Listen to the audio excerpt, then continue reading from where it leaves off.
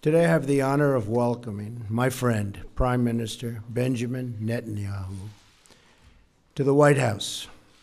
With this visit, the United States again reaffirms our unbreakable bond with our cherished ally, Israel. The partnership between our two countries, built on our shared values, has advanced the cause of human freedom, dignity, and peace. These are the building blocks of democracy. The State of Israel is a symbol to the world of resilience in the face of oppression. You can think of no other state that's gone through what they've gone, and of survival in the face of genocide. We will never forget what the Jewish people have endured. Your perseverance in the face of hostility, your open democracy in the face of violence, and your success in the face of tall odds is truly inspirational.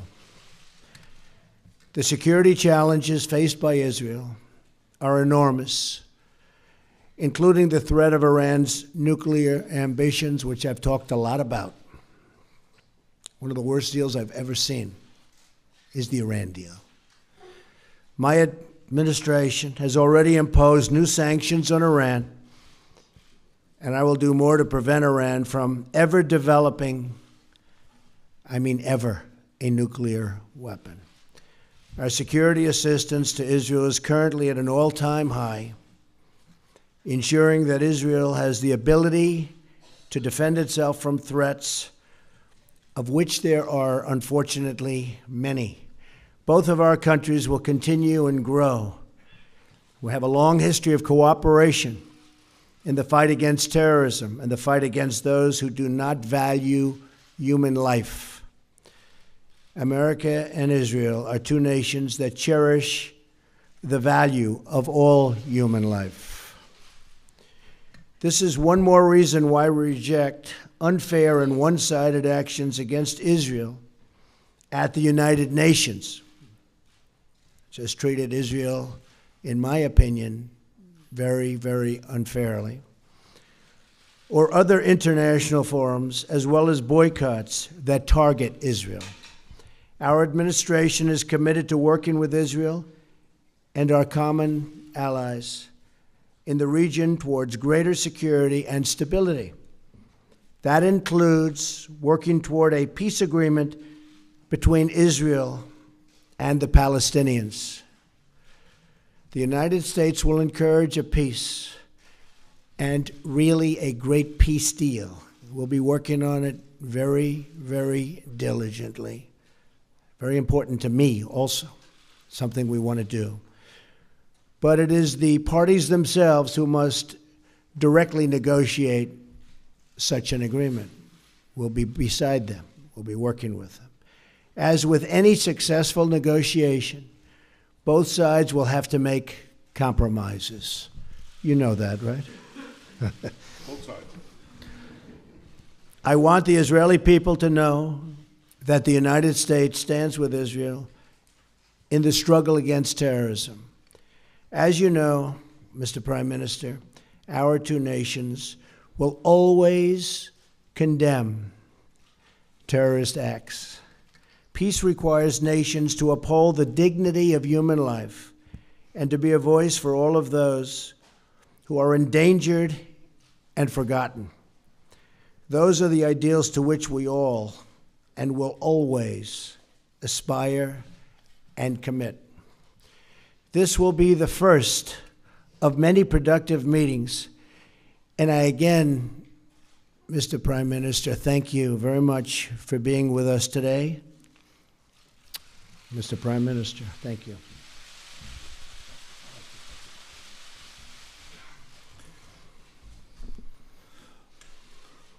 President Trump, thank you for the truly warm hospitality you and Melania have shown me, my wife Sarah, our entire delegation. I deeply value your friendship. To me, to the State of Israel, it was so clearly evident in the words you just spoke. Israel has no better ally than the United States. And I want to assure you, the United States has no better ally than Israel. Our alliance has been remarkably strong, but under your leadership, I'm confident it will get even stronger. I look forward to working with you to dramatically upgrade our alliance in every field, in security, in technology, in cyber and trade, and so many others, and I certainly welcome your forthright call to ensure that Israel is treated fairly in international forums and that the slander and boycotts of Israel are resisted mightily by the power and moral position of the United States of America. As you have said, our alliance is based on a deep bond of common values and common interests. And increasingly, those values and interests are under attack by one malevolent force: radical Islamic terror. Mr. President, you've shown great clarity and courage in confronting this challenge head-on. You call for confronting Iran's terrorist regime, preventing Iran from realizing this terrible deal into a nuclear arsenal. And you have said that the United States is committed to preventing Iran from getting nuclear weapons. You call for the defeat of ISIS. Under your leadership, I believe we can reverse the rising tide of radical Islam. And in this great task, as in so many others, Israel stands with you, and I stand with you. Mr. President, in rolling back militant Islam, we can seize an historic opportunity. Because for the first time in my lifetime, and for the first time in the life of my country, Arab countries in the region do not see Israel as an enemy, but increasingly as an ally. And I believe that under your leadership, this change in our region creates an unprecedented opportunity to strengthen security and advance peace. Let us seize this moment together. Let us bolster security. Let us seek new avenues of peace. And let us bring the remarkable alliance between Israel and the United States to even greater heights. Thank you, Mr. President. Thank you. Again, thank you.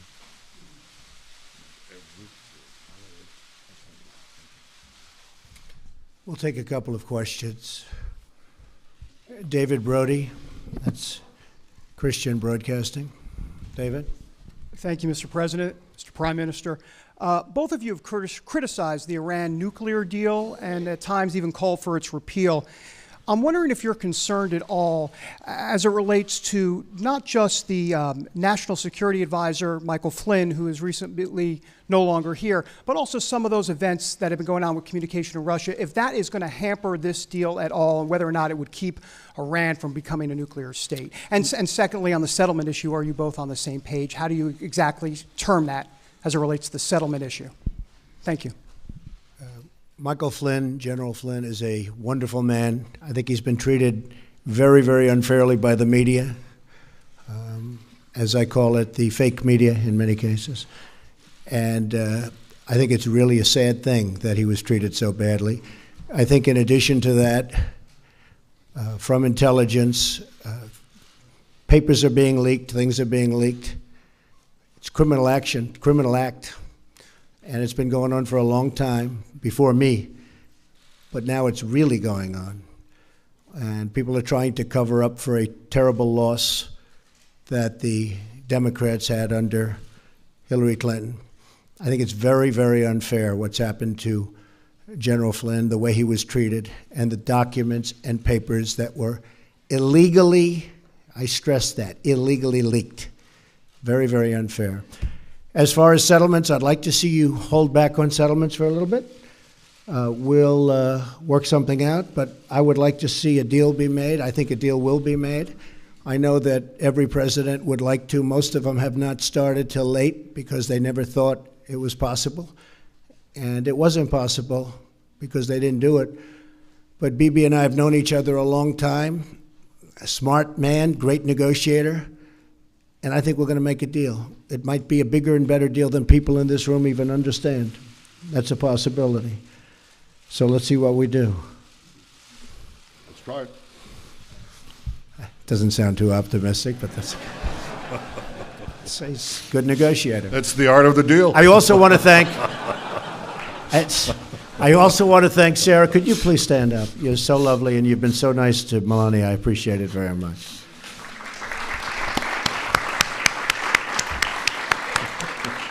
Thank you.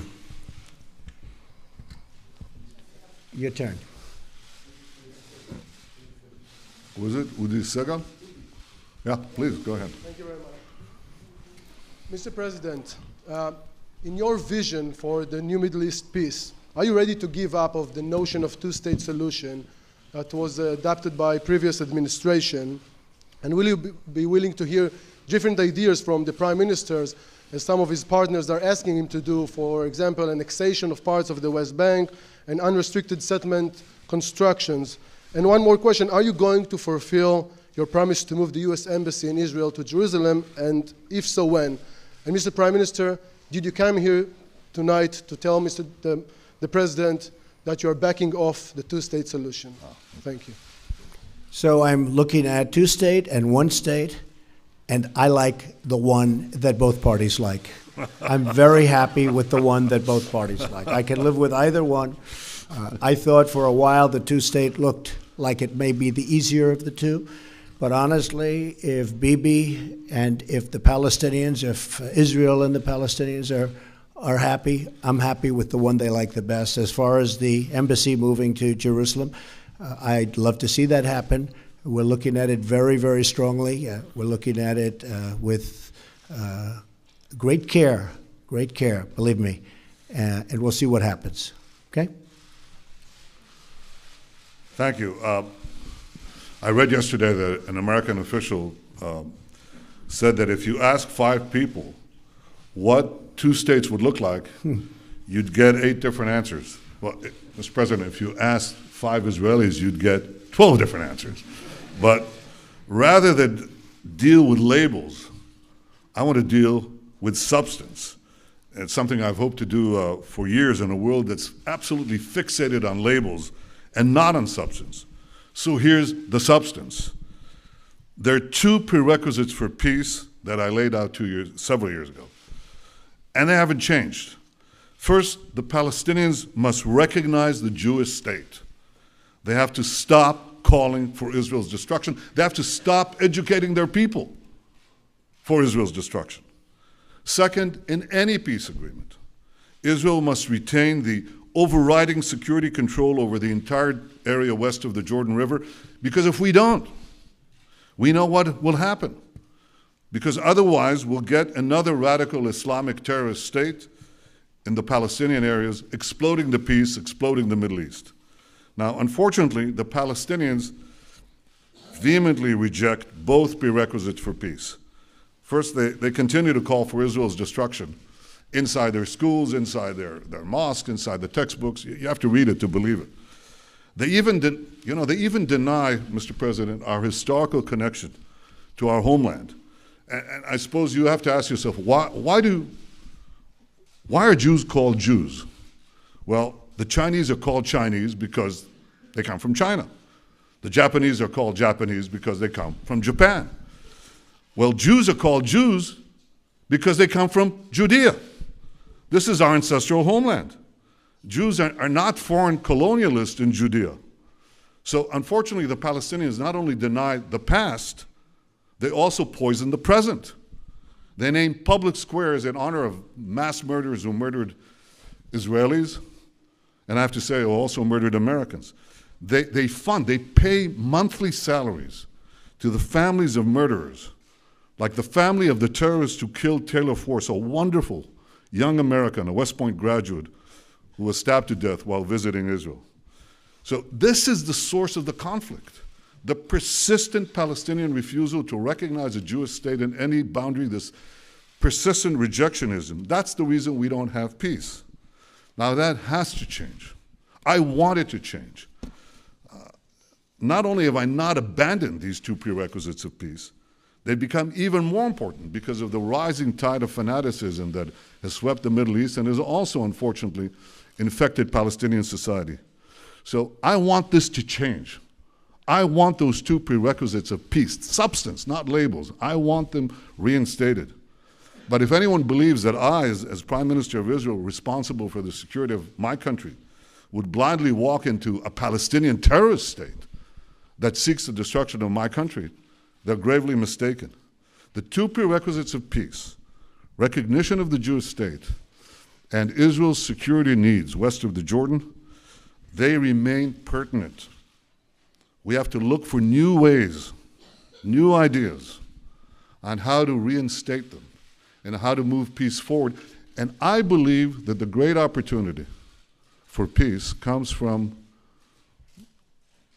a regional approach, from involving our newfound Arab partners in the pursuit of a broader peace and peace with the Palestinians. And I greatly look forward to discussing this in detail with you, Mr. President, because I think that if we work together, we have a shot. And we have been discussing that, and it is something that is very different, hasn't been discussed before, and it's actually a much bigger deal, a much more important deal in a sense. It would take in many, many countries, and it would cover a very large territory. So I didn't know you were going to be mentioning that, but that's now that you did, I think it's a terrific thing. And I think we have some pretty good cooperation from people that in the past would never, ever have even thought about doing this. So we'll see how that works out. Okay. Katie from Town Hall. Where's Katie? Right there. Katie? Thank you, Mr. President. You said in your earlier remarks that both sides will have to make compromises when it comes to a peace deal. You mentioned a halt on settlements. Can you lay out a few more specific compromises that you have in mind, both for the Israelis and for the Palestinians? And Mr. Prime Minister, what expectations do you have from the new administration about how to either amend the Iran nuclear agreement or how to dismantle it altogether, and how to overall work with the new administration to combat Iran's increased aggression, not only in the last couple of months, but the past couple of years as well? It's actually an interesting question. I think that the Israelis are going to have to show some flexibility, which is hard. It's hard to do. They're going to have to show the fact that they really want to make a deal. I think our new concept that we've been discussing actually for a while is something that allows them to show more flexibility than they have in the past, because you have a lot bigger canvas to play with. And I think they'll do that. I think they very much would like to make a deal, or I wouldn't be happy and I wouldn't be here and I wouldn't be as optimistic as I am. I really think I can tell you from the standpoint of Bibi and from the standpoint of Israel, I really believe they want to make a deal and they'd like to see the big deal. I think the Palestinians have to get rid of some of that hate that they're taught from a very young age. They're taught tremendous hate. I've seen what they're taught. And you can talk about flexibility there too, but it starts at a very young age, and it starts in the schoolroom. And they have to acknowledge Israel. They're going to have to do that. There's no way a deal can be made if they're not ready to acknowledge a very, very great and important country. And I think they're going to be willing to do that also. But now I also believe we're going to have, Katie, other players at a very high level, and I think it might make it easier on both the Palestinians and Israel to get something done. Okay? Thank you. Very interesting question. Thank you. You asked about Iran. One thing is preventing Iran from getting nuclear weapons, something that President Trump and I think, are deeply committed to do, and we are obviously going to discuss that. I think beyond that, President Trump has led a very important effort in the past few weeks. Just coming into the presidency, he pointed out there are violations, Iranian violations on ballistic missile tests. By the way, these ballistic missiles are inscribed in Hebrew. Israel must be destroyed. The Iranian Foreign Minister Zarif said, well, our ballistic missiles are not intended against any country. No. They write on the missile in Hebrew, Israel must be destroyed. So challenging Iran on its violations of ballistic missiles, imposing sanctions on Hezbollah, preventing them, making them pay for the terrorism that they foment throughout the Middle East and beyond, well beyond. I think that's a change that is clearly evident since President Trump took office. I welcome that. I think it's, let me say this very openly, I think it's long overdue.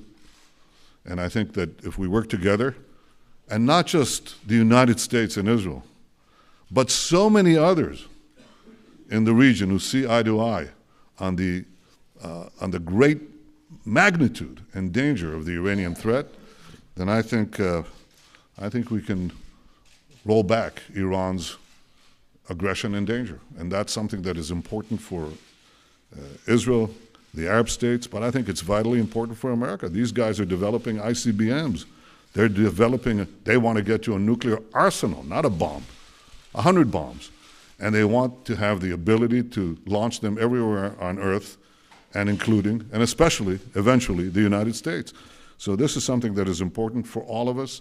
I welcome the change, and I intend to work with President Trump very closely so that we can thwart this danger. Great. You have somebody? Boav? Mr. President, since your election campaign and even after your victory, we've seen a sharp rise in anti-Semitic incident across the United States. And I wonder, what do you say to those among the Jewish community in the States and in Israel and maybe around the world who believe and feel that your administration is playing with xenophobia and maybe racist tones? And Mr. Prime Minister, do you agree to what the President just said about the need for Israel to restrain and to stop settlement activity in the West Bank?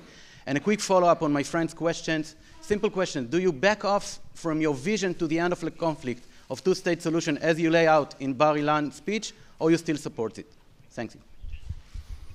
Well, I just want to say that we are, very honored by the victory that we had, 306 electoral college votes. We were not supposed to crack 220. You know that, right? There was no way to 221, but then they said there's no way to 270. And there's tremendous enthusiasm out there. I will say that